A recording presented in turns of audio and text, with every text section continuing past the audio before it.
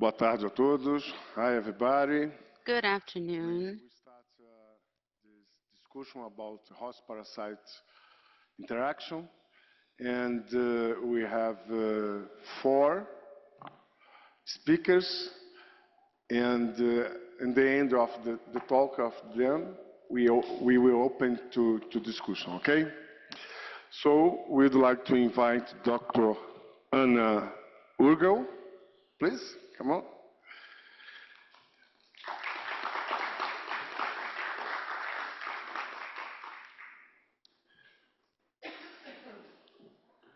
She's a teacher and head of malaria unit at the Institute of Tropical Medicine in Belgium.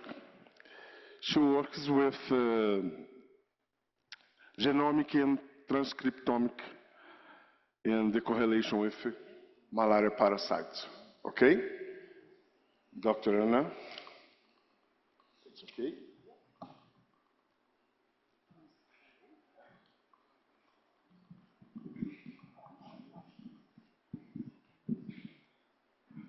Is this, yeah, is on, eh? Okay. Good afternoon, everyone. Thanks for still being here. And thanks again also to Carol and Danny for inviting me. You know that I'm happy to come whenever you want. So the work that I will be presenting today is a piece of work that we just finished up in my lab and that we submitted for publication. And it's linked to a web tool that we have developed that I will be presenting at the end. So if you want to know, you have to stay with me until the end.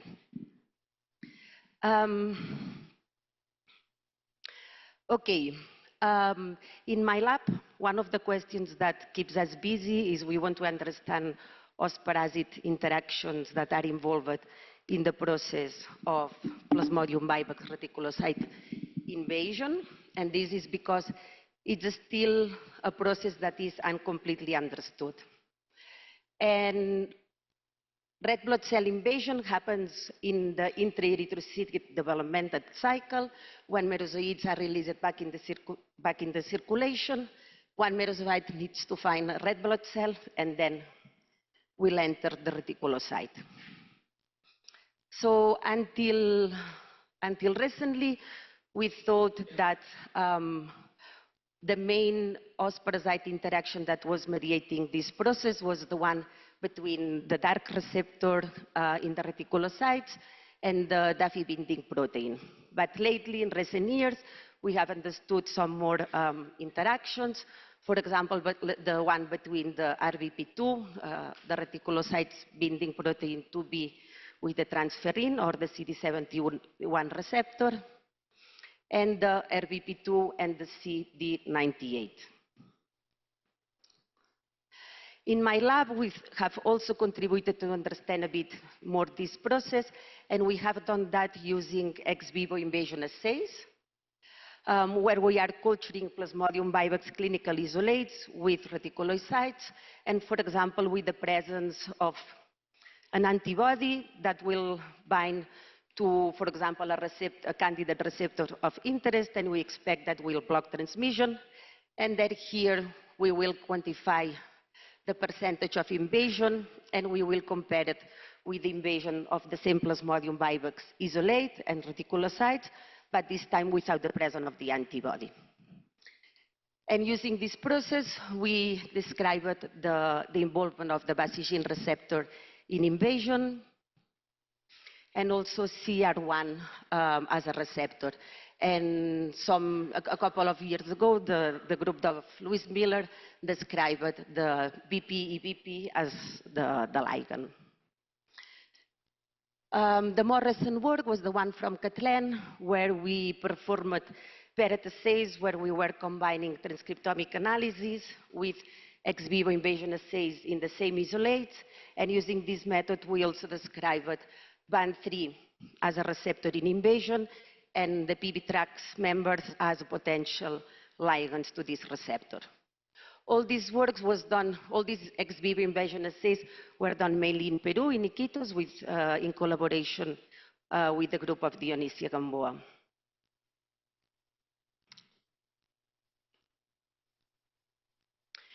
Yeah, so as we become interested in looking more into the role of the PB tracks into invasion, the PB tracks is a multigenic family that in Plasmodium vivax has 40 members.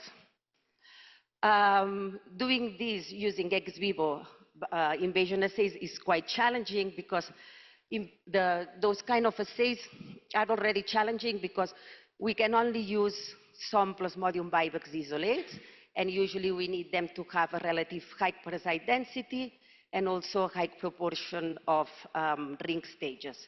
On the top of that, those assays work much better when we can use fresh isolates, and even when old, and we also need reliable source of reticulocytes, but even when all this happens, the success rate of these assays is very low.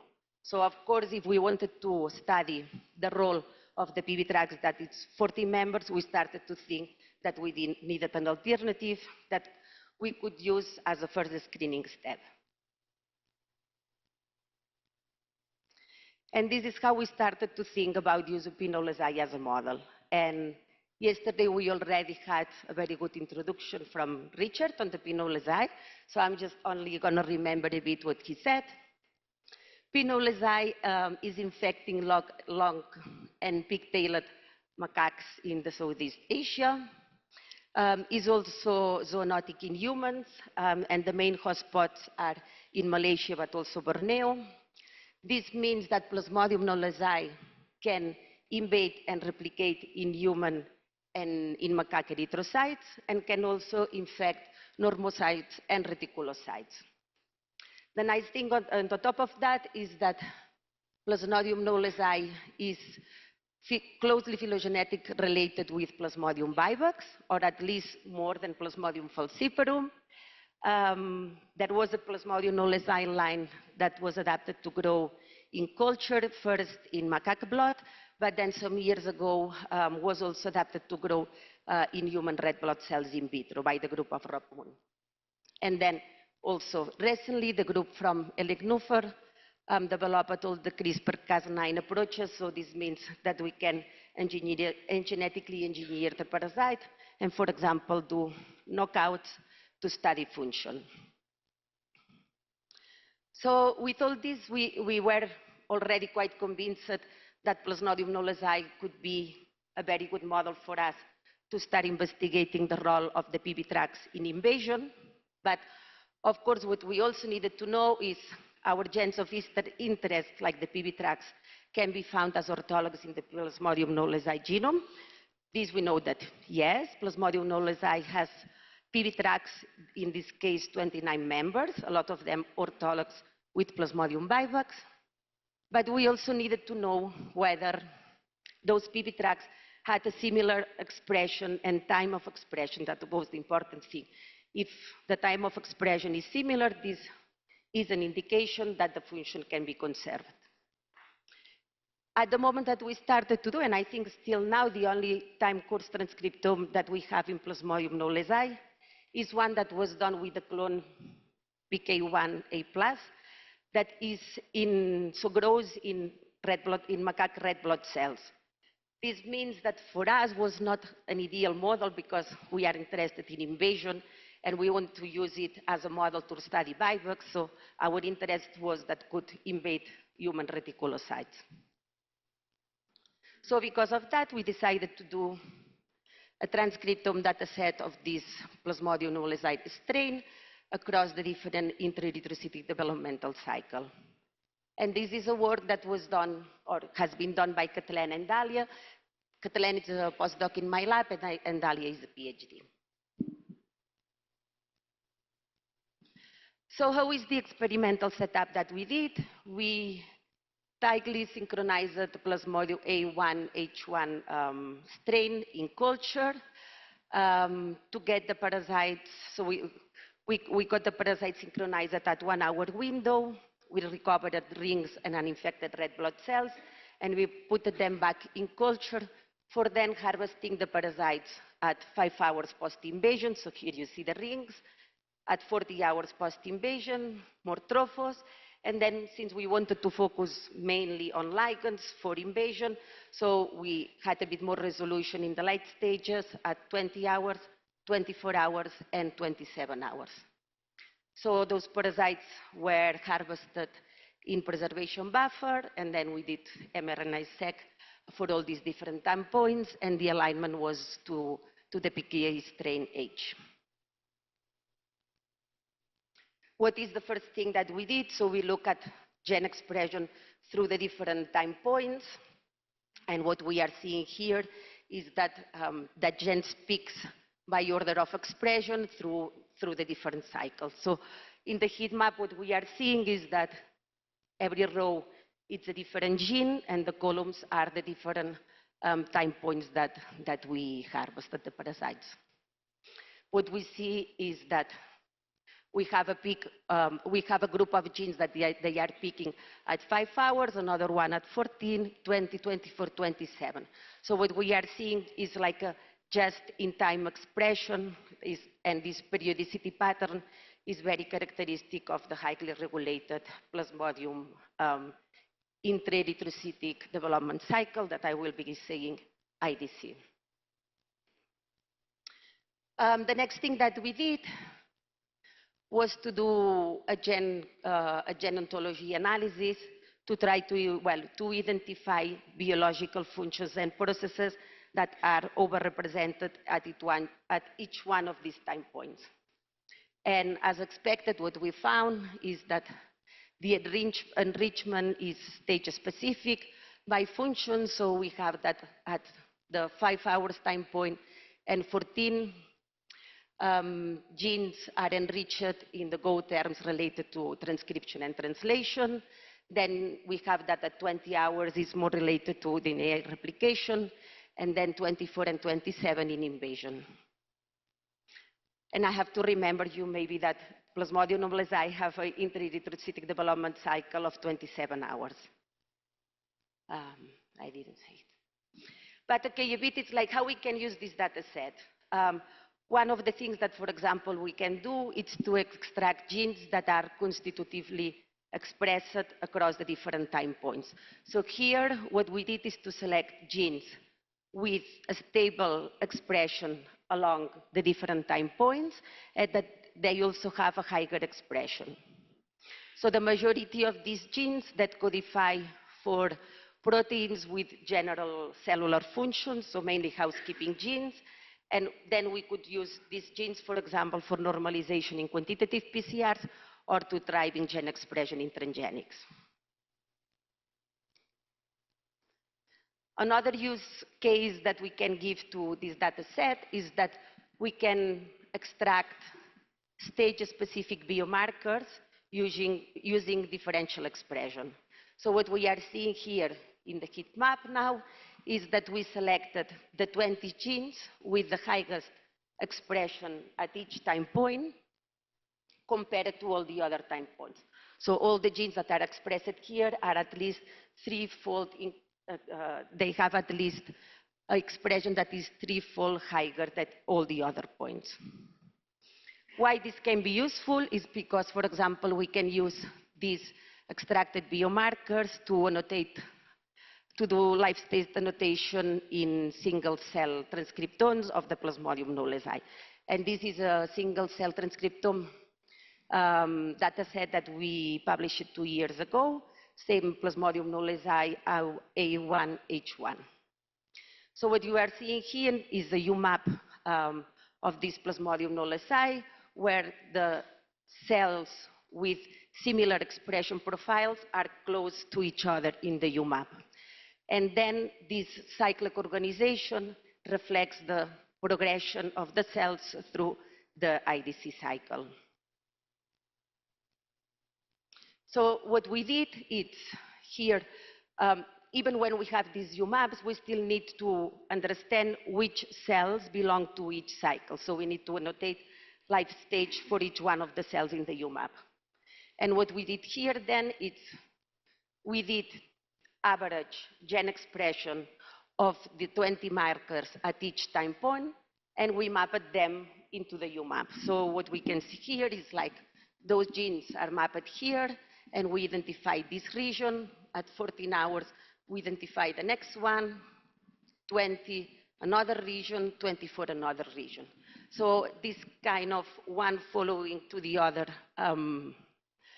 expression would also reflect as is the progression of the cells through the IDC cycle.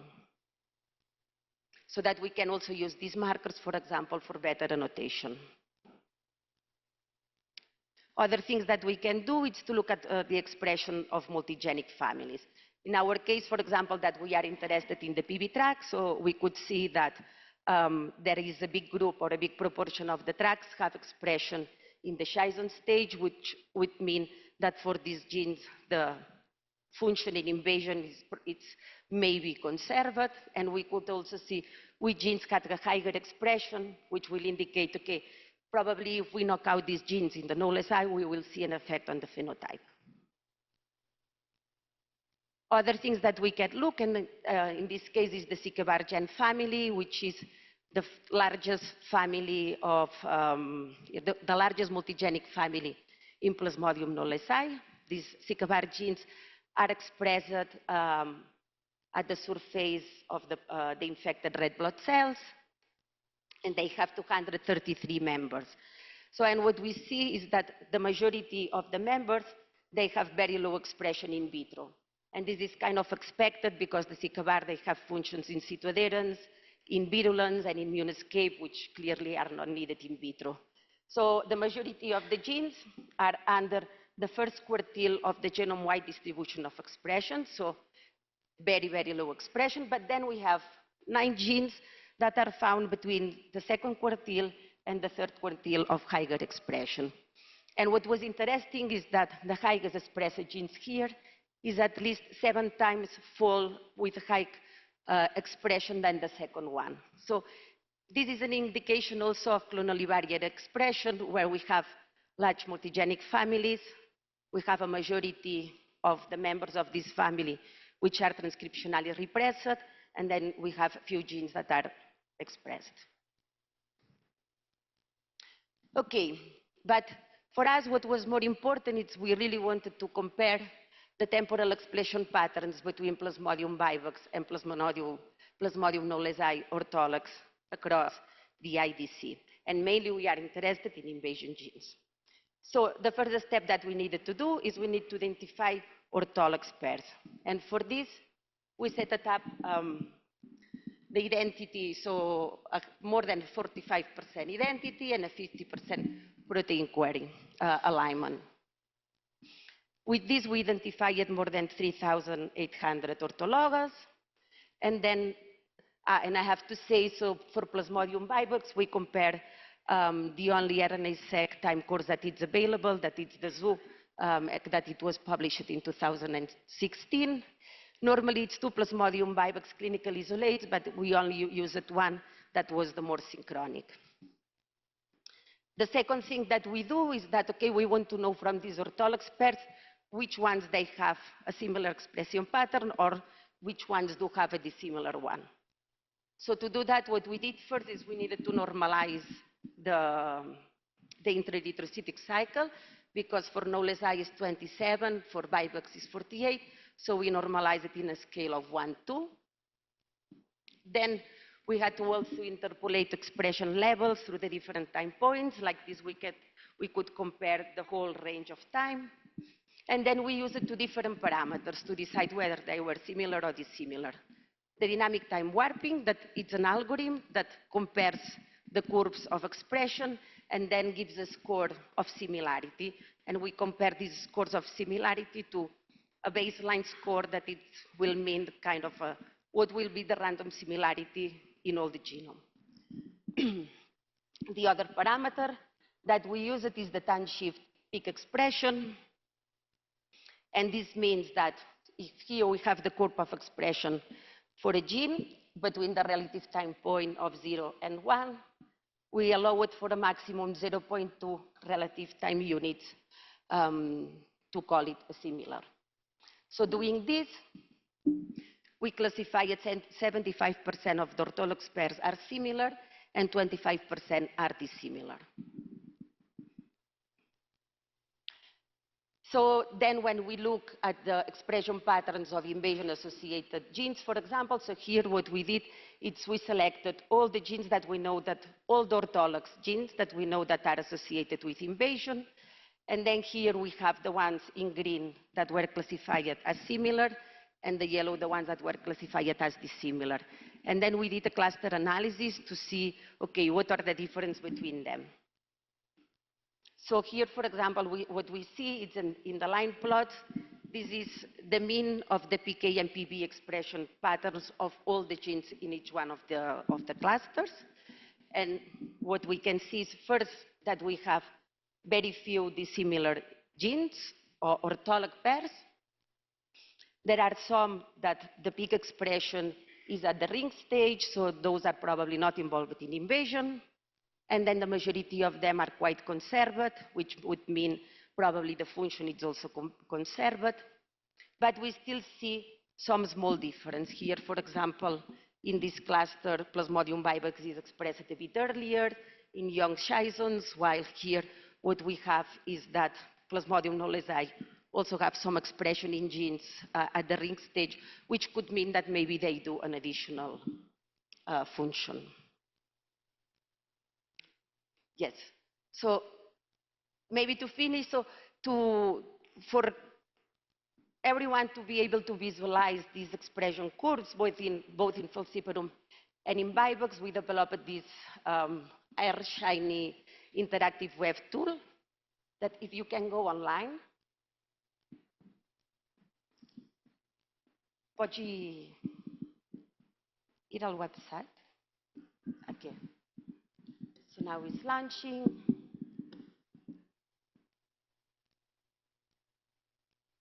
Okay, if you can press the generate plot. Okay, so here we have different sheets, and here in the expression viewer, so what we can do is you put the ID of your most favorite and beloved gene, and then it will show, you can go to the plot, and it will show a plot with the expression compared between PK and PB. And here, for example, you have the summary of the different parameters that we used. So here it's classified as similar based on a low shift between the peak expression and the dynamic time warping. But it's not only for ortholog pairs. You can look at any gene of interest to you. And here, if you go to any gene expression, so you see yeah? Yeah, exactly. So here you can put until 4 genes that you want to see whether they are expressed in the same way or not. So here we are looking at the Plasmodium vivax DBP, PK, I think it's NO, and here it's AMA1. So, and we can see also that they have a very similar expression patterns. Then if you go to information, here you will find all the information on how this has been done, all the codes that are behind. You can find all the codes in the hit hoop, and all the parameters, how they were calculated, and how you should interpret the data. And there is a QR code if you are interested, then you can make a photo. Okay. Thank you. Can you put the last slide? One more. Just to thank also to everyone that was involved. So here is my team and the rest of the collaborators that we are working together to find more about the drugs, and maybe I can tell you more in 2 years. Could you sit there, please? I will wait down. Like this. No, no. Okay, okay. Thanks so much, Dr. Anna, for your excellent talk. And now we will invite Dr. Johan, sorry for my accent, Ankarlev. Yeah, thank you. He worked with computational model with correlation with genomic analysis. Please, doctor.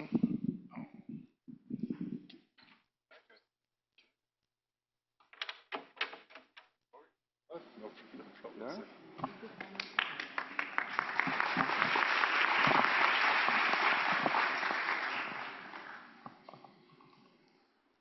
All right. Good afternoon. So after very careful considerations, I've decided to also give my talk in English. Um, so yes, I'm associate professor at Stockholm University, but I also do work at, I'm also linked to Salaf Lab, which many of you probably haven't heard. So it's kind of like the Broad Institute or the Sanger Institute of Sweden. So we do a lot of big data type of applications there. So in my lab, we're interested in transmission stages. We do a fair amount of work on gametocytes, some early stages in the mosquito. But today's presentation is going to cover the other end of invasion, where we've been, for the last several years, trying to generate tools to study host pathogen interactions during liver stage infection. So, oh, there we go.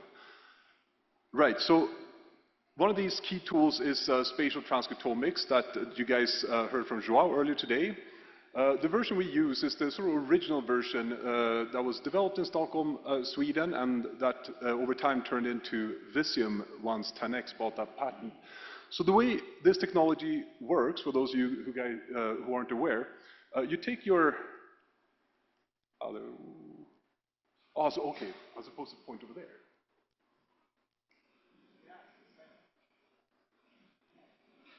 Oh, man, this is too hard. It's not important. It's not that important. Oh, well, you can do it, all right. I can do it for you.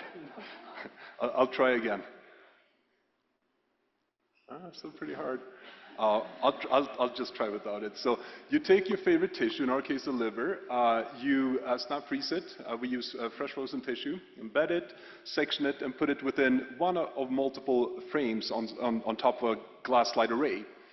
So that varies depending on which version you use, but in the original version there were 6 frames, right? So you put your tissue there, you fix it, you stain it, and the beauty of this method is that you start by doing tiled imaging, so you can recapitulate the entire tissue, right? Then you permeabilize the tissue, releasing the RNA transcripts, and then as you can see, well, I'm not going to attempt that, as you can see those little dots under the tissue there, those are called spots, right? And each one of these spots has millions of probes with an RNA, mRNA capture site, barcode of course, right?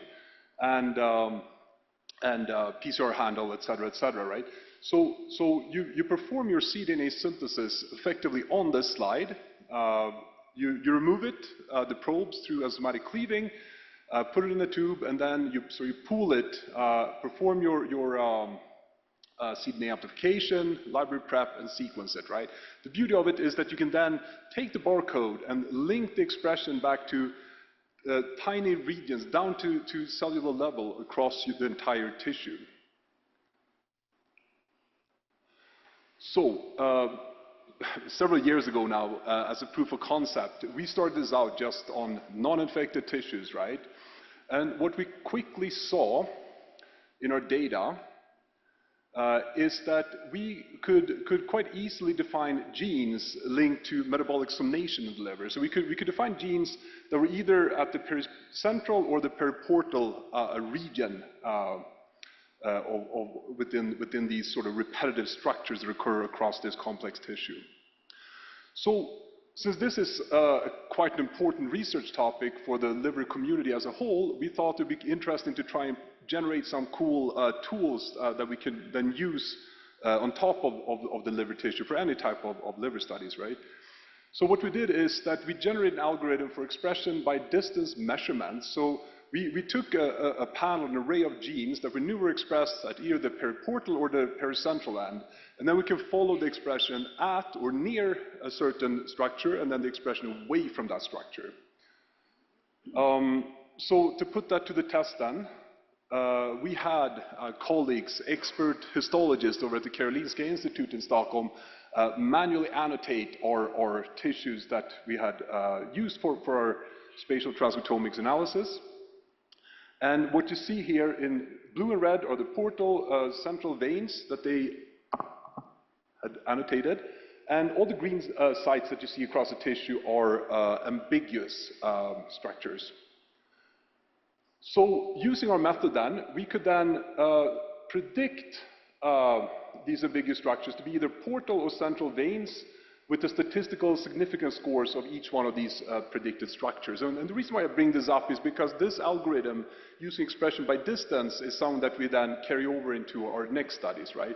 So you can measure one structure, or the expression between two structures, and then you can also sort of repeat that across the entire tissue. And so this first study was then published some years ago in Nature Communications. And so taking some of the information, some of the tools that we have developed here, we carry that into the next study, where we were interested in measuring host-parasite interactions, mainly on the host side.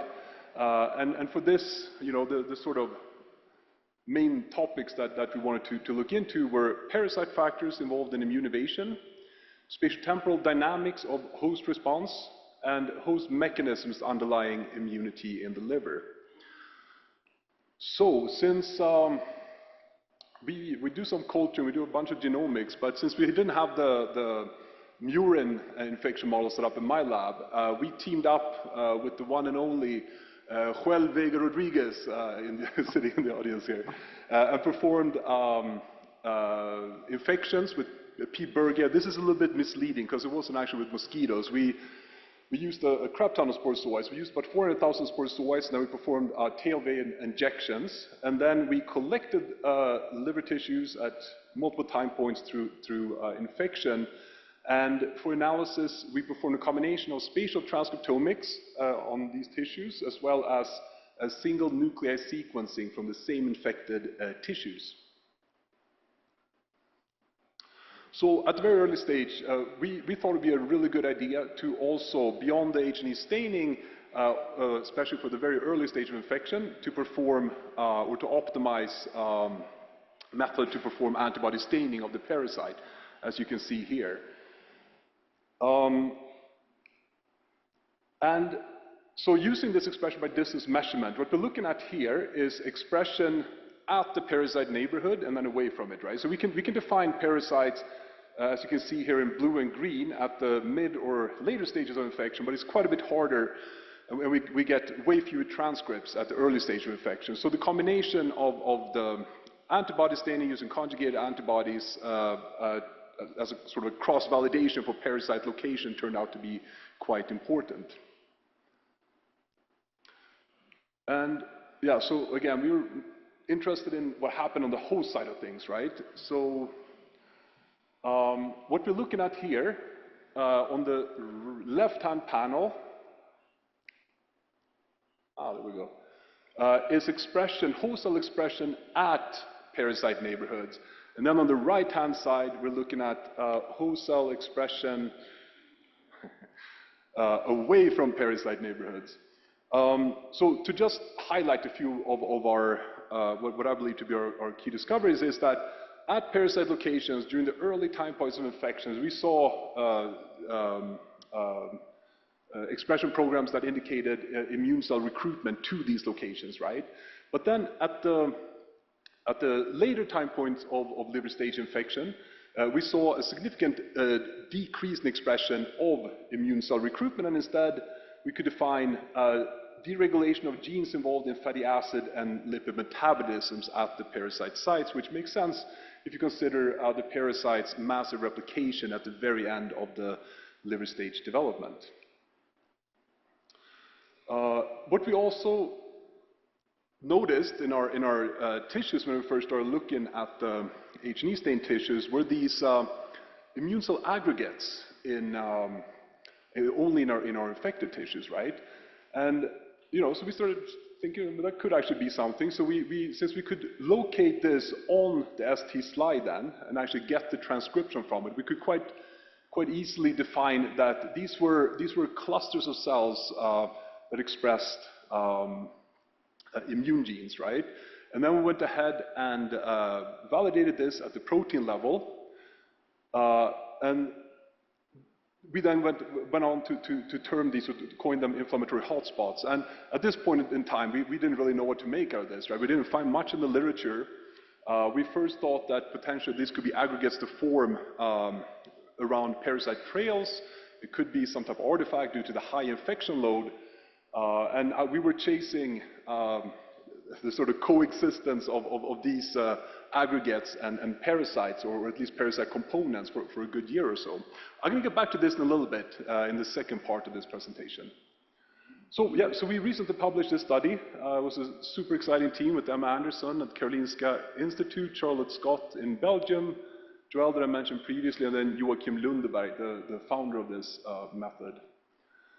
So after these two sort of proof of concept studies were then finished, we went on to try and tease out the mechanisms underlying immunity towards malaria in the liver.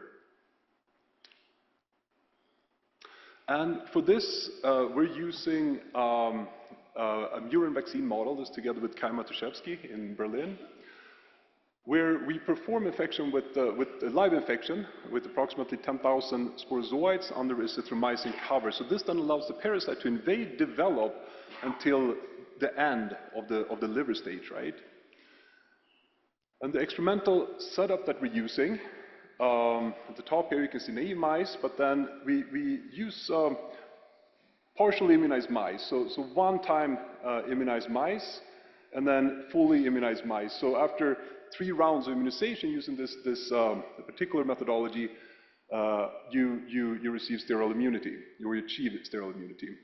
So then we collected livers 1 week after immunization, but also 1 week after immunization, and then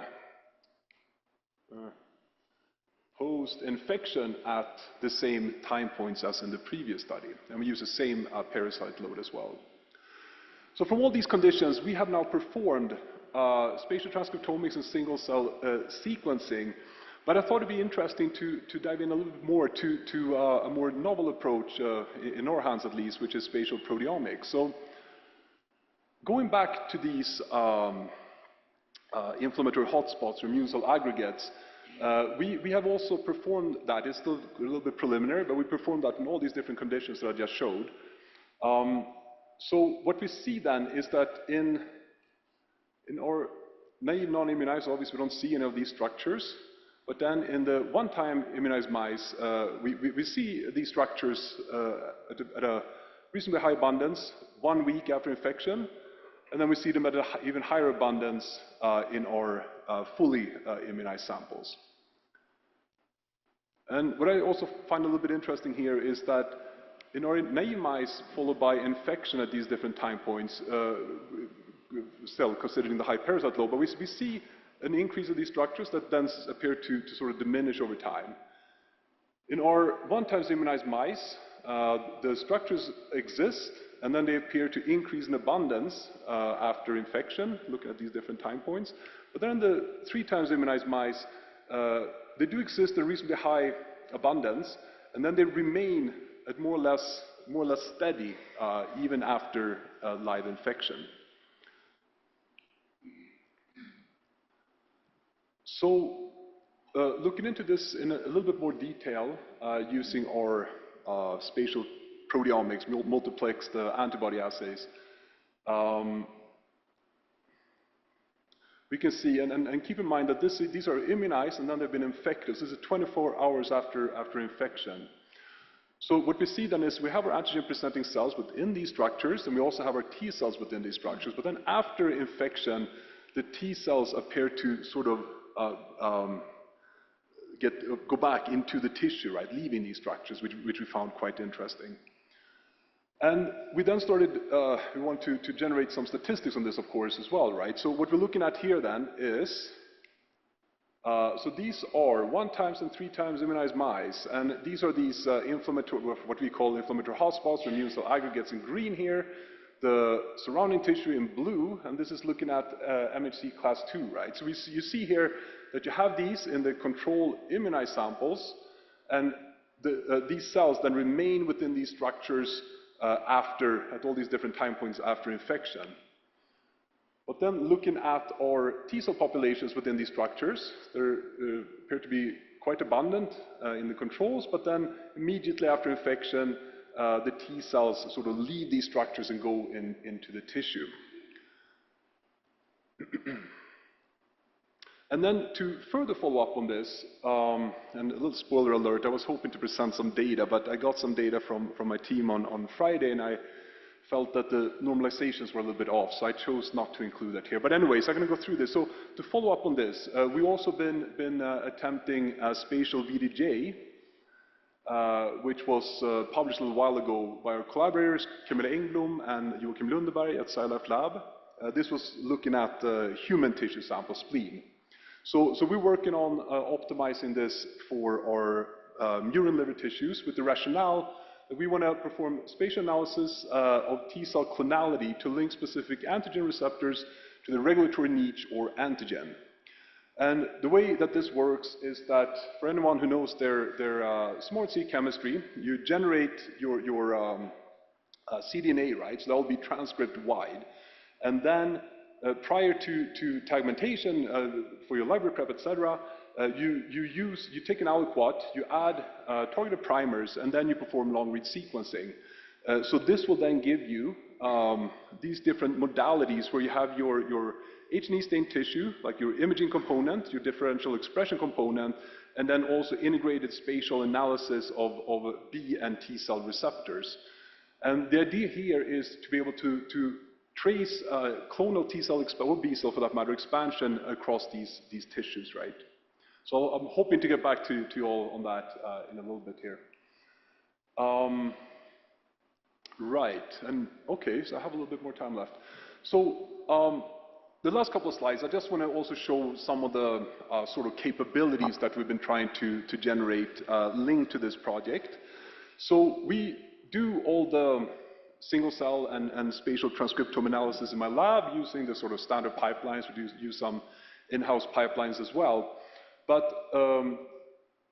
one of the issues with this is that the analysis, like when you try and make sense of the biology, right, like there is this bias that whatever you're looking for is sort of stuck in the current literature, right? If you're using, for example, gene ontology, et cetera, right? So to try and circumvent this, we generated data-driven resource termed DINA, and I'll tell you a little bit about that in the next 2 slides here.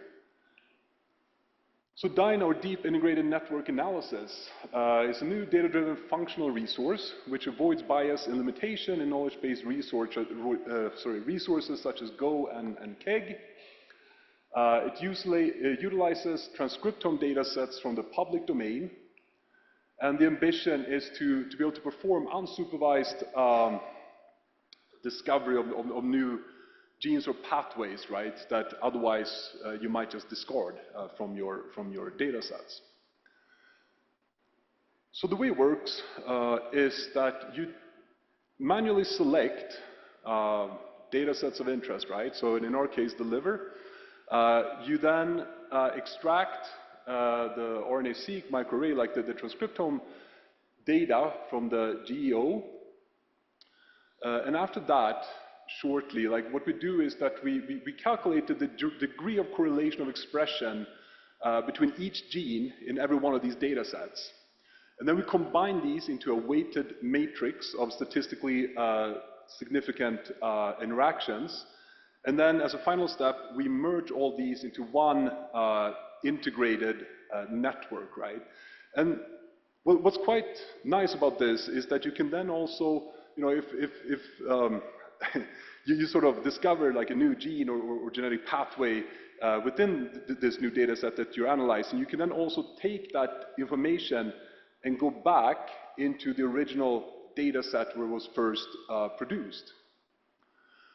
So I'm not going to go into too much detail about this, but I just wanted to discuss this, because I mean, when we made this for the ambition from us is for the entire liver community, of course, right? But then we're going to use it for our purposes. So currently, we have generated liver data set where we selected a little over 600 data sets. So that amounts to about 50,000 transcriptomes or so. And this is across human, but also rodent, non-human primates, and other mammalian species. And the important thing here is that this is done across the entire spectrum of liver diseases, right, including cancer, metabolic liver disease, toxicology studies, et cetera, as well as infection, of course.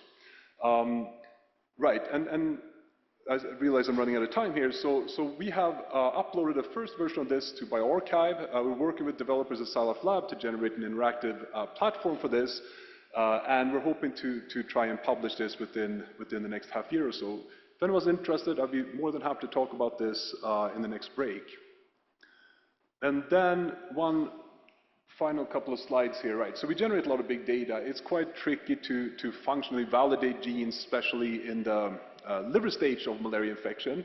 More so, I guess, on the human side than the mouse side. But so to try and make sense of some of the data that we generate, or sort of genes or cells of interest, we have established a liver spheroid, so an ex vivo liver spheroid model.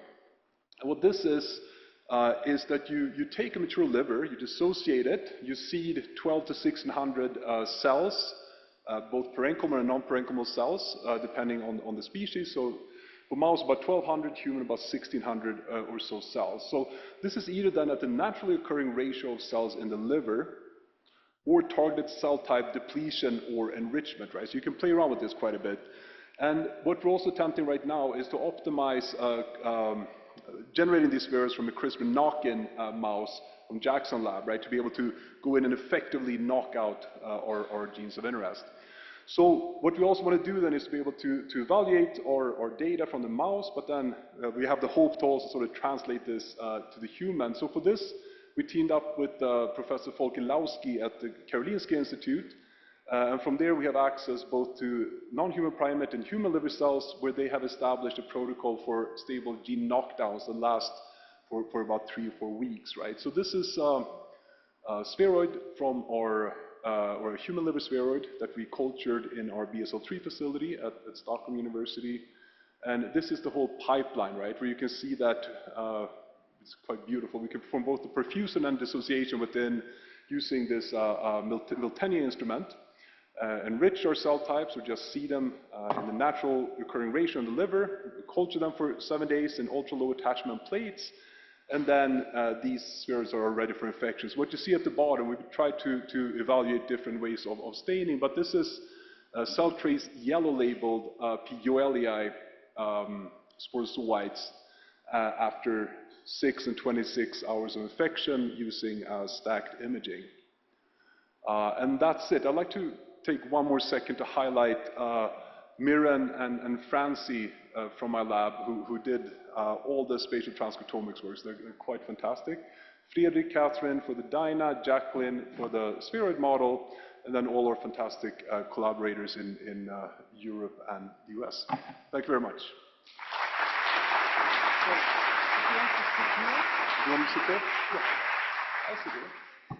Okay, so our next speaker is Professor David Desser. He's professor at the University of Maryland School of Medicine. His laboratories primarily focus on investigation of Plasmodium parasite biology, host-parasite interaction, using various genomic assays, including whole genome sequencing, RNA sequencing, single-cell RNA-seq, and spatial transcriptome.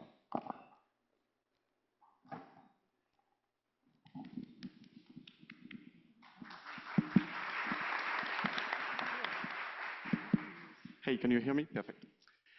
So I'd like to start by thanking the organizer for the invitation to Brazil and the opportunity to present some of the results of the work we've been doing in collaboration with the laboratory of Jean Popovici in Cambodia.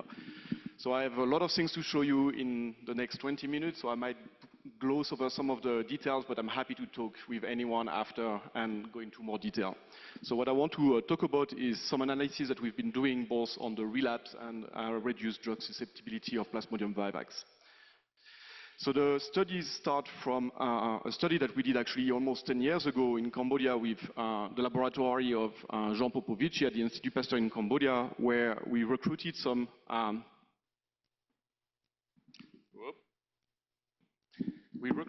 patients that were infected. We moved them to an area when there's no malaria transmission, so we can prevent reinfection. We treated them at that time with chloroquine. We were interested in chloroquine susceptibility, and then we monitored them every second day for 60 days. Take a blood draw every 2 days and do a PCR to see. And what you can see here is that from all the patients, They start by being positive for Plasmodium vivax at enrollment. We treat them. The parasite disappears. The patient becomes green. We don't detect it even by PCR. But then for a subset of the patient, we see reoccurrences of the parasite. And then we did a lot of genome sequencing and genotyping of the parasite, comparing the genotypes at the reoccurrence and at the initial infection. And that really showed that the parasites were different, showing us that these parasites were relapsed from the liver. Okay? So that's what we wanted to explore further. And the question that we were trying to address were how common were relapse, or how many people relapse from this area when we're looking at people living in endemic area, how frequent, or how many times do they relapse after treatment? Maybe try to understand what trigger hypnozoite reactivation. And one thing that we were really curious is how efficacious is primaquine for a radical cure. So based on this idea and this preliminary data, we convinced the NIH to fund us to do a clinical trial in Cambodia, where I'm going to go into very briefly, but the idea is we recruited 160 P-Vivax patients, and again, we make sure that they were only infected by Plasmodium vivax at the time of enrollment. We relocated them. We treated them with artesunate monotherapy, and that was supervised treatment for 7 days. And the reason we use artesunate, it has a very short period of activity in the blood, then it gets removed. So the idea is that now we would be able to detect early relapse that would have been masked by the long life of chloroquine in our previous study. And then after the 7 days of treatment with artesunate, we assigned the patient randomly to 3 arms. One arm don't get anything else, and we just monitor the number of relapse that we have. One arm gets a low dose of primaquine, which was the standard of care of Cambodia at the time, and one arm gets a high dose of primaquine, the highest recommended by the WHO. And then we do the same study as I explained before. We take a blood draw every 2 days. We monitor that by PCR. If we observe any parasite recurrence, we restart the artesunate treatment and we keep monitoring the patient, this time for 90 days. For 3 months, we move this patient from their home into an hotel in an area when there's no malaria transmission, so we can completely prevent reinfection. So very briefly, the result of the clinical trial. The first thing is confirming what we had seen before. Here I'm showing you the arm of the patient that did not receive any primaquine. 81% of the patients relapsed within 90 days. Really emphasizing that even in places like Cambodia, when we have very little incidence of Plasmodium vivax currently, there is tremendous amount of relapses going on. If we don't handle relapses, we're not going to get rid of Plasmodium vivax. If we look at the other arms, the patients that have been treating with primaquine, the low dose of primaquine almost completely prevents relapses. Okay, we have only 2 patients that relapsed, while the dose that was used in Cambodia at the time of the study was not efficacious enough. You can see that a large fraction of the patients relapsed. Based on that, we had to stop the clinical trial. They changed the guideline, and now everybody is getting the high dose of primaquine in Cambodia. There's still a lot of analysis that we're doing on these patients. One of the things that we are curious is why some of these patients relapse despite some high level of primaquine. So we're genotyping and sequencing all the genes that are known to be involved in the catabolism of primaquine to see if maybe some of these patients are CYP2D6 null, for example, and cannot metabolize primaquine. We also have whole genome sequencing of all the parasites at the initial infection and during relapse to see if by any chance some of these parasites might have actually acquired some resistance to primaquine. And then we have a subset of the population that relapse. I'm going to focus for the next couple of slides of the arm that did not receive primaquine, so we can actually see what's happening in terms of relapse in these patients that were only treated with artesunate. And I showed you that 81% of these patients relapse. What was really surprising to us is not only many of the patients relapse, but many of these patients relapse many times. So what I'm showing you here in red, in green are the PCR negative samples. So some patients remain entirely negative for the entire study. In red is when we detect P-Vivax by PCR. Yellow is when it becomes macroscopy positive. We had to treat the patient with artesunate.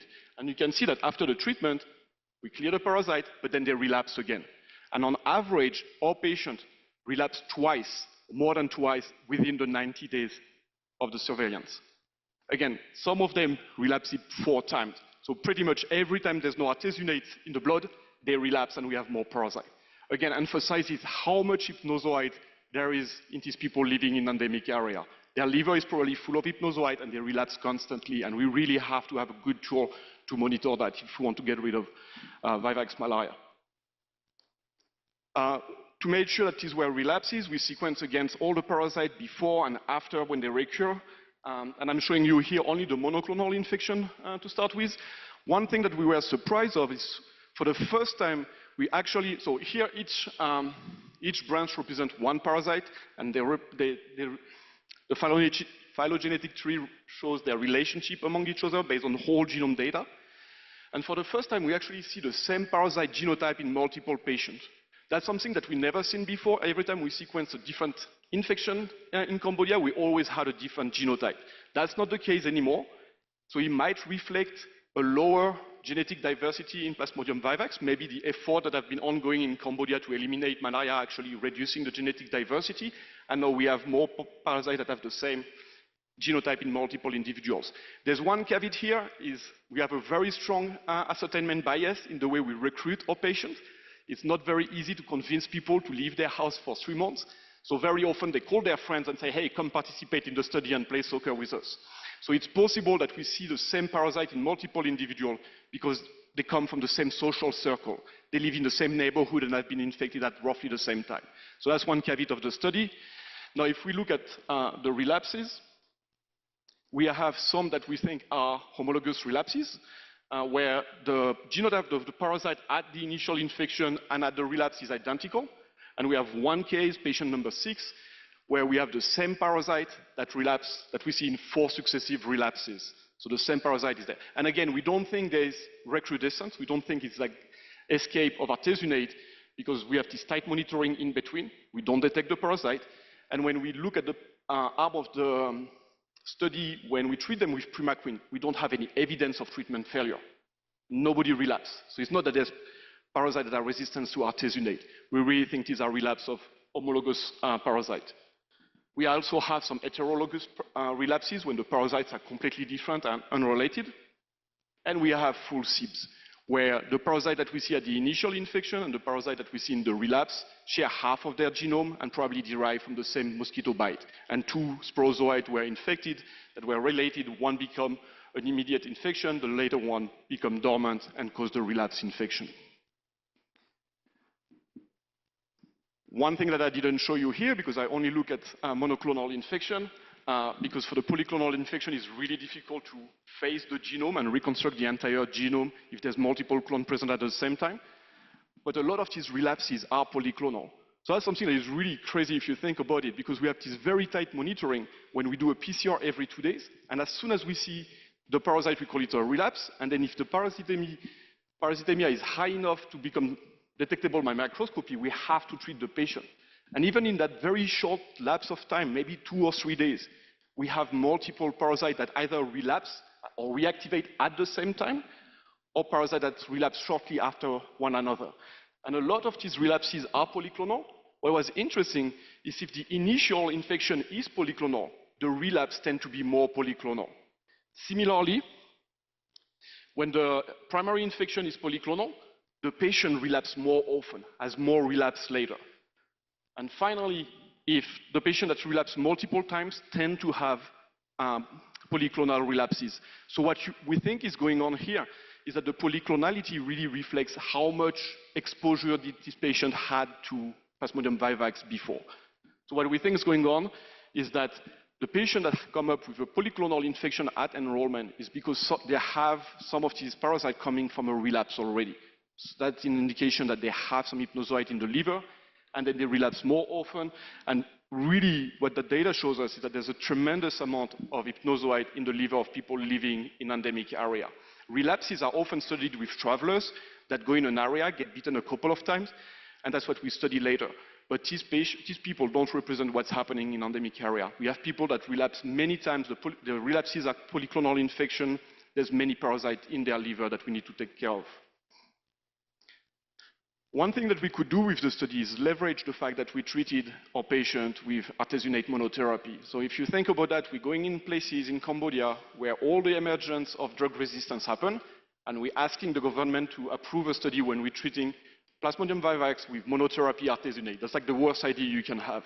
We convince them to do that because we relocate the patient in an area when there's no mosquito, so there's not going to be escapees, and then we monitor them very tightly. But we thought it would be a good idea to try to understand what's the response of Plasmodium vivax to artesunate. So for that, we analyzed the first 87 patients that were enrolled in the study. That's a total of 158 infections. And really the take-home message is all patients were cleared of parasite after 4 days. So artesunate is very efficacious at clearing Plasmodium vivax. If you have a supervised treatment and the patient adhere to the treatment, it works really well. However, we notice excessive variation in the clearance rates among the infection. So that's what I'm showing you here. Most of the infections have a very fast, slow half-life, so they clear the parasite very rapidly, as we would expect. But we have this very long tail, and some of the infections take a really long time to be cleared. And in fact, if we do some mathematical modeling, we see that there's probably two populations of parasite, one that clear very rapidly, and the second one that is slow clearing parasite. And that clearance is actually, if you think about it, might be quite problematic, because some of these clearance times are greater than 5 hours, and artesunate stays in the blood for a very short period of time. So even though these parasites die, if we give them multiple doses, some of them might be able to outlast the life of artesunate in the blood. So that's potentially a problem, because if the patient doesn't adhere to the multi-day treatment, we might actually select for parasite that will become then full resistance. Some of the patients had parasite both, we analyzed both their initial and relapses and had both slow and fast clearing infection. So that suggests that at least it's not entirely driven by the host genotype. We don't think it's because the patient doesn't metabolize or catabolize artesunate faster that we have this phenotype. We think it's something that has to do with the parasite themselves. And we tried to look for factors that could explain this slow clearance. We looked at the stage composition, the parasitemia, and nothing was really associated with that. So I'm going to go, I'm running out of time already. To try to understand what was going on, we generated RNA-seq data from some of the infections that have clearing very fast and some that were clearing very slow. And our approach was to compare the parasite before treatment, then 1, 2, and 4 hours after treatment. I'm going to skip over that for the sake of time, but what we see is that the parasites that were slow clearing had an overall downregulation of hemoglobin endocytosis and digestion. So what we think is going on is some of the parasites, either naturally or in response to artesunate, are able to grow less fast, eat less hemoglobin, and because they eat less hemoglobin, they release less heme. And heme is needed to activate artesunate, so because there's less heme, there's less artesunate that is activated, and they don't die as fast. And that's something that we really need to follow up on. The last story I want to mention is during our study, we sequenced the entire genome of all the parasites. And then we screened for copy number variation, similarly to what Thais presented yesterday on the MDR1 duplication. And when we screen all the genome of this parasite and we look for common rearrangement, so something that was present in at least 25% of the parasite, we identified a single sequence rearrangement that was present in 80% of the isolates, and that was targeting a unique sequence. So not the telomeric regions, not the multi-gene family. And that was a 900 base pair deletion, and when we got excited is when we look at where the deletion was, it was located immediately downstream of MDR1 gene, so the multi-drug resistance one. Again, the same gene as Thais described yesterday. The deletion was in the non-coding region, so it started 25 base pair after the end of the protein coding sequence. So it was in the non-coding region, but we see that in many isolates, and we saw that it was striking that it happened in one of the few genes for which we actually have a clear phenotype and we know what it does. To validate that, we screened sample from the Malaya Gene Atlas when they sequence 800 isolates from all over the world, and we find the same deletion present in isolate from Thailand, Vietnam, and Myanmar. So it's present all throughout Southeast Asia, and it overlaps with a shorter deletion that we can see in Colombian and Central American isolate that start also 25 base pair after the end of the coding sequence of MDR1, but is shorter. That tells us that these deletions happen twice independently, once in Southeast Asia, once in Central America. And that got us excited, because if you have a deletion that targets the same region twice independently, it must target something functional. There might be something that is deleted that is important for the regulation of MDR1. So to try to understand what's going on here, we took RNA from the same isolate and tried to compare what happened to the expression of MDR1 when we have a parasite that doesn't have the deletion and a parasite that carry a deletion. And even though the deletion is in the non-coding region of the DNA, it actually affects the expression of the gene. So what I'm showing you here is reads that map to the MDR1 gene in a Cambodian isolate that doesn't have the deletion. So you get a canonical expression of MDR1. But when you have the deletion, the UTR, the untranslated region of MDR1, is completely replaced. Instead of transcribing TIS region, you now have TIS UTR. So you have a completely different isoform that is being made. Same thing in South America. We analyze RNA-seq data from Salvador 1, and we see the same pattern. So again, you don't change the coding sequence, but you make a different isoform that have a different regulatory region. And then we look at, does that change in the regulatory region affect the level of expression of MDR1? Do we have more MDR1 in one case than the other? And indeed, the Cambodian samples that have the deletion have twice as much mRNA from MDR1 than the samples that don't have the deletion. So now we end up going to the same story as Thais presented you yesterday, when you have copy number variation, not at the DNA level that makes more mRNA, makes more protein, but we actually have a change in the UTR that probably affects the stability of the mRNA. So you end up with more mRNA, and therefore you end up in the same situation.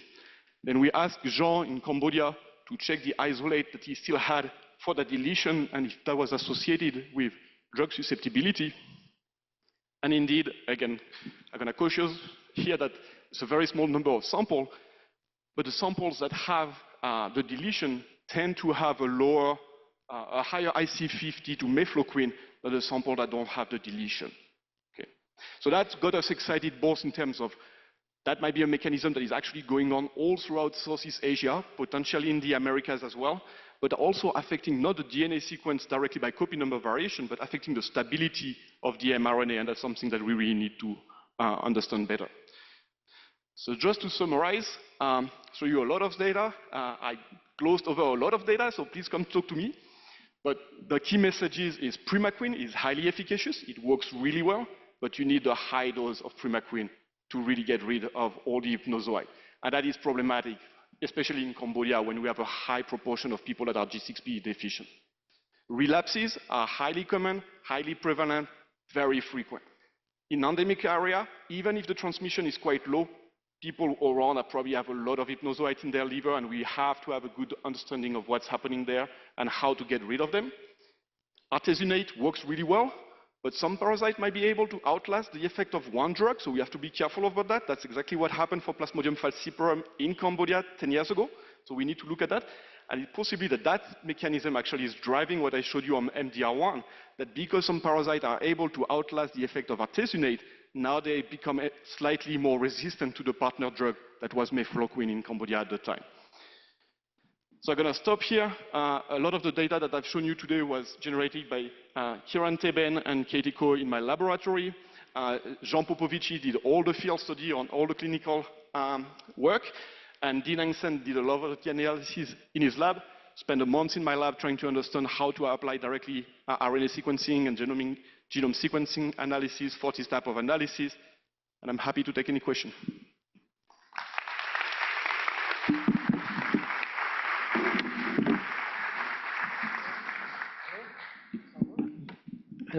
Thanks very much, Professor Se, for this very nice talk. Our next speaker is Professor Rogério Minho, and he is at the Pasteur Institute. This is a very hard job to introduce Rogério because he has such a broad spectrum of interest, but I've said one of them, okay? And he's been using in vivo imaging in rodent malaria models to better understand the initial steps of malaria parasite infection in tissues of mammalian host imaging that reveal most new steps for parasite life cycle. So in the skin, in the liver, and also the whole of transversal activity in the progression of sporozoite through these tissues, in liver tissues. So, very welcome and Obrigado, Célia, pela introdução. Não, acho que Thank eu you, vou falar. Celia, for the introduction. I'm going to speak with the microphone. I think it's easier because I think I'm going to have a problem with the pointer. Thank you, Dani, Carol, Beto, Fábio, É um super prazer estar aqui. for the invitation. It is a big pleasure to be here. I am honored with so much science. I'm very excited with the results that we have been seeing throughout these few days and very nice work. Eu vou falar inglês. I will apologize. I'll speak in English. You can ask the questions in Portuguese. Apresentou ontem, então. Show presented about this yesterday, so it's going to be easy to follow. So, like I said, I'm going to present the whole of these two molecules here that are on the surface of zoids, merozoites and sporozoites. And this is the orange one is CSS, and so this work was done by Shumara, that is from Daniel's lab, with the help of Alba. And the part of Trump was done by Tanaya, that is I co-supervised with Karine and Olivier from Paris. And this is the people from the lab that worked. And many thanks to the two platforms that take care of the animals and the mosquitoes, they infect the mosquitoes for us. And this is the funding agencies. So basically, in the lab, actually I shift a bit. I was working with in vivo imaging, but now I'm developing like anti-infection monoclonals and vaccines, multi-antigen vaccines. So we are trying to understand how the sporozoites infect the mammalian host, and try to figure out what are the key steps in this journey from the skin to the liver. So in this journey, we are trying to block them, neutralize them with antibodies. And after they enter the blood vessel, they are going to infect the hepatocyte. So we are trying to understand how CD8 T cells can recognize the parasite and kill them in the parenchyma. So just for as example here, so it's a work that we published a long time ago. So in magenta, you have like monoclonal antibodies against falciparum CSP. You can see that the antibody can block the parasite in the skin and kill directly the parasite without the need of complement or cells. So this was important because this made us understand that there is a specific tissue component, for example, for those that saw the talk of Irene in yesterday. Yeah. When they did the challenge by IV injection of sporozoites in the immunized mice, you don't have protection, sterile protection. But if you inject them in the skin, you have 100% of protection. So this is because these antibodies are only mainly effective in the skin. So that's good, but sometimes you have some sporozoites that are able to invade the blood vessel and get into the liver. So the question is how you can block these guys. So and one way to block, not the sporozoites, but is to tackle the liver stage using CD8 T cells. So this is an example of how red antigen-specific CD8 T cells and blue non-specific antigen, non-parasite specific CD8 T cells, they can recognize the site of infection, and they make these clusters that were mentioned before by Johan, and to eliminate the infected parasites. So we are trying to find the antigens that generate this type of cells. So to combine them and to do a multi-antigenic vaccine. So this, it's not very good, the image, but it's fine. So this is just an example. So we are partnering with Eterna Immunotherapies to try to generate mRNA vaccines. And just it's example of RNA vaccines using 2 and 10 micrograms, and using 2 very hard IV challenges, so it's 10,000 sporozoites.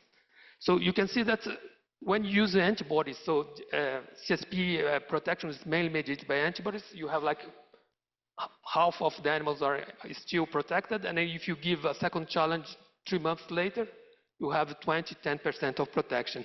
Right? But when you use a combination of antigens that here are called 4-PFPA, plant module falciparum protect antigens, you have 100% of protection of the first challenge, a very good protection after the second challenge. So if you mix both, you don't have a difference in protection.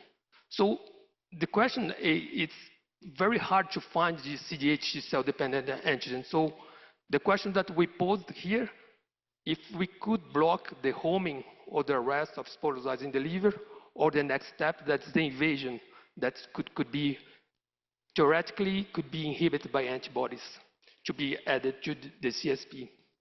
So just to define what they call invasion is, etymologically, is to enter inside. But I put here the phenomenon of entering and exiting because this is going to define the two types of invasion that sporozoites can do. So the first one is this one here. It's called cell traversal. So basically, the sporozoites can wound the host cell plasma membrane and traverse the cell. So this is a process that takes seconds. Okay, so they get in and get out very quickly. The second one is the classical one that here I will call cell infection. So basically, they enter inside a parasitophorus vacuole. So they divide and they make thousands of merozoites, hundreds or thousands of merozoites. But this parasite is very complex. So you have all the phenotypes that are in between these two. So basically, they can enter surrounded by a membrane. They can pierce this membrane, and they can leave in seconds. Or they can enter wounding the membrane, enter the nucleus, and divide inside the nucleus. So, and this is the reason that sometimes the knockout phenotypes of parasites, although they are related to invasion, they still can infect the animal in vivo. So you have all these type of phenotypes occurring during infection. And it's more complicated because you have this particularity of sporozoites, but the parasites is invading many cell types inside the mosquito, inside the vertebrate host. So how they regulate the cell specificity and how, I'm just gonna list here some molecules that are used for invasion. How, for example, here in this case, they use this complex of invasins to invade salivary gland, hepatocytes, erythrocytes. Here, they use this protein to invade salivary glands and hepatocytes. This only is sporozoite specific. This is merozoite specific. It's very complex, and I think Anna showed how complex it is because, for example, she showed that the parasite can recognize red blood cell specific molecules, but they're using also transferrin, complement receptor that you can find in many, many cell types. So the question is how they can make use of these several sets of molecules you get specifically in one cell type in vivo. And today, I'm going to focus in this complex here. It's a pentameric complex that was first described in falciparum. And this helps us to make our model, invasion model. So this is the complex is represented here. It's composed by TRAMP, CSS, Reaper, SIRPA, and RH5. And RH5 binds basogene in the red blood cell like Anna showed in the first talk. So the idea is that the first step of the invasion of merozoites is mediated by these molecules that can recognize erythrocyte-specific proteins, like glycophorin or BAN3. And after, you have the release of this pentameric complex in falciparum that is going to make a bridge between the parasite and the red blood cell. And after, they're going to invade using MR1 and RON molecules. So if you knock out one of these proteins of this pentameric complex, you have attachment, deformation of the red blood cell, but they cannot invade in parasitophorus vacuole. So it's clear that somehow this complex is involved in the infection of the red blood cell. So when you look I'm sorry about the quality of the image. So when you look at the distribution of the genes in the genome of different plasmodial species, the things start to become more complex because only the subgenus Laverania, for example, whoops, here, I'm not trying to hit you, Johan. So for example, they express RH5. I will do it like this. And these red molecules only expressed in the subgenus Laberania. And for example, Knowlesi merozoites, they don't express RH5, and Berge, for example, doesn't express RH5. In the case of Sirpa, merozoites of Knowlesi, you can find this gene in the genome, but you cannot find in rodent infecting parasites. So see, they are infecting the red blood cells, they are specific, but they are expressing not the same molecule. So we are trying to integrate all this information to make a better idea of what's going on. So this is remind me George. So George, I'm using genomics here, and you saw the other three also, they use a lot of genomics. And so what I want to show you here is this population of sporozoites. Here you can see that TRAMP and CSS are highly expressed in sporozoites also, not only in merozoites. But the HEPR is not expressed as mRNA. But what's more interesting that if you look at the proteomic data, so this is summarized in this work from Olivier's lab, you can find TRAMP and CSS in all tested plasmodial species. So it's very clear that sporozoites probably are also expressing at least these two components of the complex. So the question that Shomara showed yesterday, I'm really sorry about the quality of the image, is that now that with this evidence, so the question is what's the function of this complex in sporozoites, right? Even though they don't have the other three partners of the pentameric complex. So to address these questions is very hard because there is two major problems. The first one is that we can only transfect or, for example, make a genetic modification in the parasite in the red blood cell cycle. And because these molecules are important for the invasion, they are essential, you cannot directly knock out this gene. So you need to use a conditional approach. The second problem that the transcript of CSS, for example, is expressed in the insect stages. So if you want to study sporozoites and this protein is important for the infection of the mosquito, you cannot reach the sporozoite stage. So we decided to do this. My God, that's fine. The strategy is we are using a Cas9 parasite that is expressing a dimeric recombinase with a fluorescent red marker, and here's the gene of CSS. So we put sequences that when we add rapamycin, you excise this part of the genome.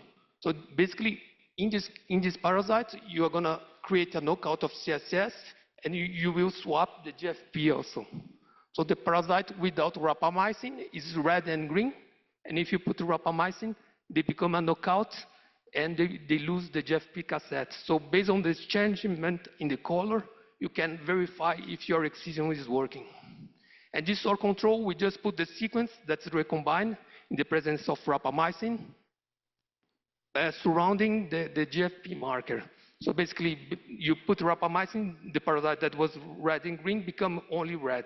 So in this way, you know that your drug is working, and this is a good control to see the effect of rapamycin. I'm really sorry. so to avoid, we could avoid this first problem of handling conditionally this gene that's essential for growth in the blood. And the second one, we use this strategy to feed the mosquito with rapamycin 1 or 2 days after the infectious blood meal, because all kinases already traversed in these first days, so you can avoid this expression period of time during the cycle of the parasite. So Shomara did this. I'm really sorry. So this is the non-excised parasite, and when she puts the rapamycin, she can excise 99% of the parasite. So because we know this, because we just measure if they are green or red. And this is the quantification here, both in control or in the knockout. And so these are the parasites that she's testing now. So we return to this, and so basically what she observed here quickly is that if you conditionally knock out the CSS, you don't have any effect in the number of sporozoites in the salivary gland. So it's not like I'm a one and wrong.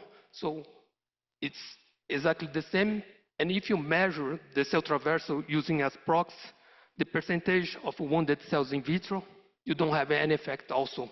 So clearly, the lack of CSS doesn't affect salivary gland invasion and don't affect probably cell traversal. But when she looked at invasion and development, so invasion at 2 hours, she scored the number of parasite that are inside cells in vitro, and 48 hours later, so this is the control. So she showed that rapamycin is not affecting the parasite behavior. And here is the result using the CSS knockout. So you can see that there are huge decrease in invasion as well as in development. And what she observed is that most of the control parasites here, they are surrounded by the parasitophorus vacuole that's marked by US4. While those guys that are here, the few EFs that are growing in vitro, they either grow inside the nuclei, or they don't have the PVM and they are smaller and probably they're gonna die. Okay, it's just to show the phenotype of this parasite. So it was known that this protein was important for red blood cell invasion, but this was done in vitro. So this is the experiment that showed that the same occurs in vivo, sorry. So basically, this is infected red blood cells that we can take out of the infected mouse. We treated the parasites in vitro for 16 hours without or with rapamycin, and we reintroduce in a naive animal. And as you can see here, when you don't have a rapamycin, the parasites grow exponentially in the first days of infection. And or knockout, the conditional knockout that was treated by 16 hours, you have 3 days of delay that correspond to 1,000-fold decrease in infectivity. But all parasites, they're not excised. So this is probably the efficiency of the excision using rapamycin in vitro, 1 in 1,000. So she did the same thing. So she treated the mosquitoes with rapamycin and injected the sporozoites that were conditionally knocked out, and they cannot infect the animal in vivo, showing that this protein is essential for the infection of the mammalian host. So I'm going to pass very quickly because TRAMP is exactly the same phenotype, but the strategy that we use for TRAMP is a bit different. Because we realize with this technology, if it's the gene essential and you swap, you excise the locus with rapamycin, you can select this episomal excision because it's essential for the parasite. So this created very funny phenotypes. So to avoid this, Olivier introduced, or Tanaya in the Olivier's lab introduced an intron, artificial intron in the TRAMP, and put the sequence of recombination inside this intron. So when they excise this molecule, you don't have the promoter and the open reading frame. So this is the strategy that we are using now.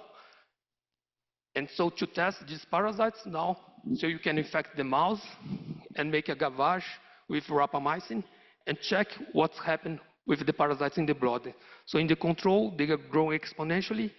And in the conditional knockout, you see the disappearance of the red blood cell, showing clearly that TRAMP is important for the infection of erythrocytes. And this is a good way also to see if you don't need the fluorescent cassette because you see the phenotype. So like I said, same level of invasion of salivary glands, same levels of cell traversal. And exactly, it's not exactly, but it's quite similar phenotype in invasion, just 2 hours, and at 48 hours. And again, if you look at the phenotype of those that invaded, they are inside the nuclei, or they are very small without the parasitophorus vacuole. So probably these guys are abortive parasites. So in conclusion, so this is the summary of the results. So probably the TRAMP and CSS, they play an important role in erythrocyte and hepatocyte infection. So the question now is if we could use these parasites now to try to find out what is the partner that link the parasite to the hepatocyte. So this is experiment, the first experiment of immunoprecipitation that we pull down CSS, and you can see that TRAMP came in this experiment, showing again that you express in sporocytes, but there is no obvious partner.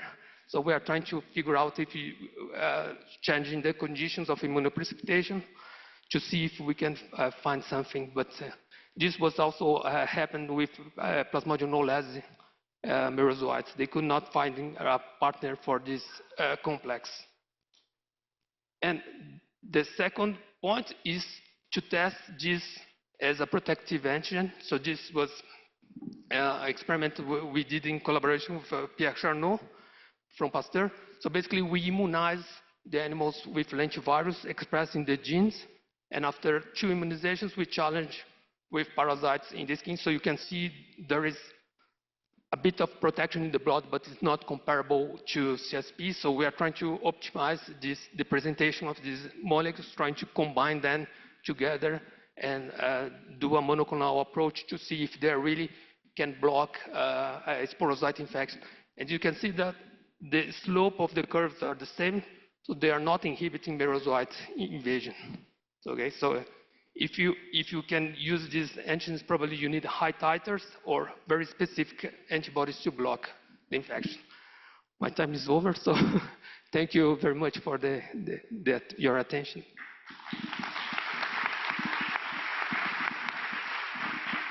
Thanks very much, Professor Saramino, for this very nice talk. Now, I think we have time for one question.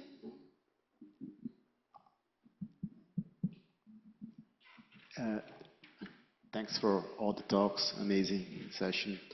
I have a question to David. So among those parasites that you sequenced, I mean, you had some patients that had 4 relapses, others that had 3, and then 2 and 1.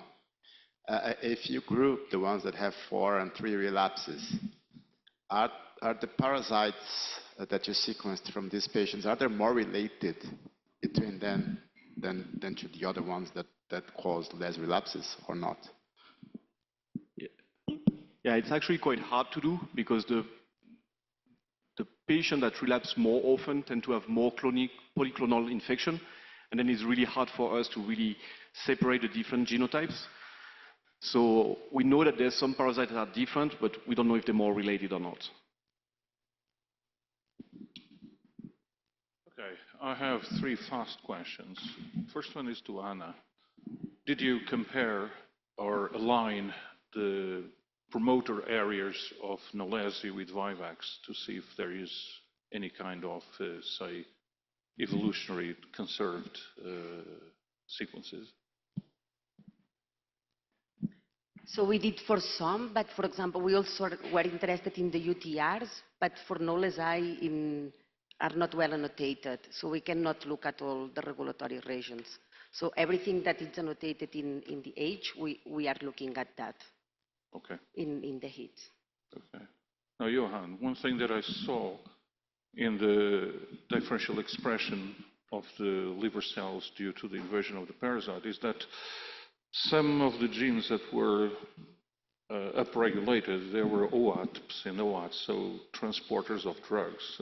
Do you expect any kind of significant change in the liver in terms of the metabolism, and in this case, elimination of the drugs due to the invasion? I say this because there is a bit of this idea that malaria patients have different pharmacokinetics.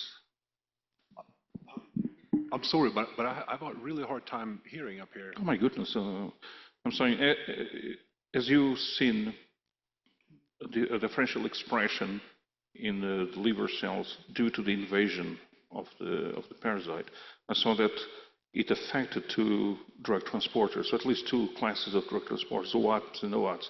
So do you expect that invasion of the parasites would change the capacity of the liver to eliminate certain drugs? That's a very interesting question. I mean, we haven't particularly looked into that, but as you know, like Folke Lauschkov at the Karolinska Institute, they're looking at, I mean, they're looking more at, I suppose, drug metabolism in the liver, right? But very interesting topic, and I'll be super happy to discuss more around that. Okay. And finally, David, this one is very simple. What was the sensitivity of the PCR that you used to follow up the patients? Yeah, it's PCR for the DNA of the parasite. It's done every 2 days. It's very consistent, but it's possible we're missing some low abundance parasite.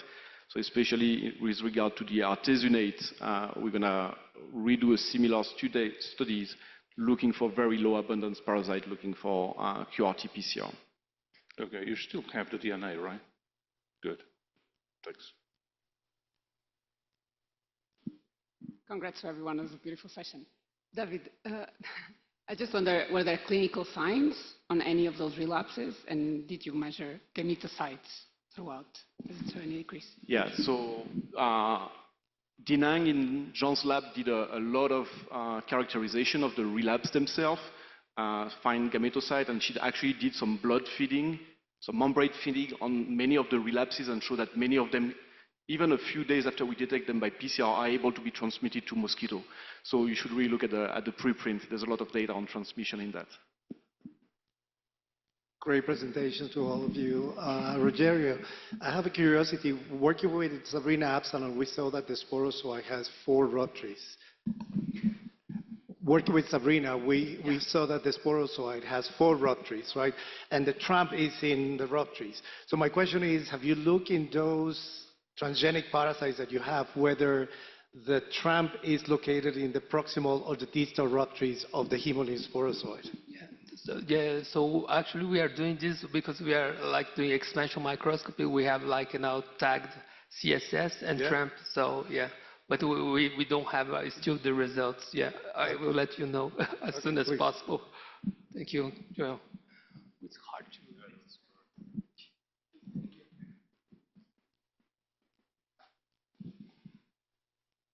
I have a question for Johan. So you're going to look for the TCR in the cells in the vicinity of the infection part of the liver. Then how are you planning on mapping then to figure out which epitopes those TCRs are going to bind to? Yeah, good question. I mean, yes. I mean, that's what we're attempting to do. We're still a little bit open-ended, so we'll see what we'll find in that. This is an ongoing analysis right now. Yes, and we're sort of interested to see T-cell clonality around, not necessarily the parasite, but around these structures that these immune cell aggregates are located in the tissue. Yes, yes, absolutely. So, question for you. Can you hear me? Yeah, good. So, Vandenberg described this inflammatory foci in non-immune animals. So it's basically, there is a lot of eosinophils.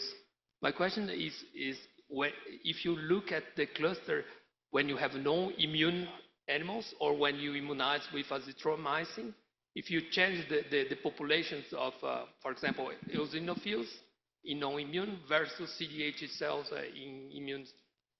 We haven't got that far yet, and I mean, like we started playing with the idea that these could be some type of tertiary lymphoid-like structures, and I've done a bunch of reading, and there is one study that you might be aware of from Professor Knoll's lab at Helmholtz University, where they used a viral infection model of the liver in mice, right? And they define structures that they refer to as IMATES. So, if I remember it, intrahepatic myeloid cell aggregates for T-cell expansion.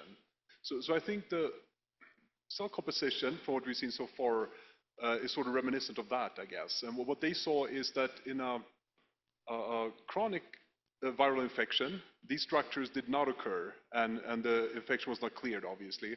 But then in acute infection, they did occur, and the infection was cleared quite quickly, right? So then they could perform some TLR9 activation, and then, so even then in the chronic infection, that was had the effect that it would clear the infection from the. So we're looking at different possibilities. Now, I'd be super happy to discuss this more with you, of course. Okay, so Can I make one question? sure, sure. For David. So when you've done the RNA sequence from the different patients with slow response, you said that for the ones with slow response, you see so genes in the hemoglobin degradation are lower and maybe in the cytosis. So do you check also the proportion of the different stages? And do you see something different between patients too? Oh, I can't remember. So we checked that. The difference that we see in stage composition has to do with what is being killed, because it's just a couple of hours apart, so there's not a lot of changes in the growth of the parasite. But some stage die faster than others. But it's accounted for as much as we can in our algorithm and in our analysis. But again, we need to validate all these analyses with single cell to make sure that what we're seeing is truly a slow response of some parasites. Okay, so I think we have to thank all the speakers for this excellent session.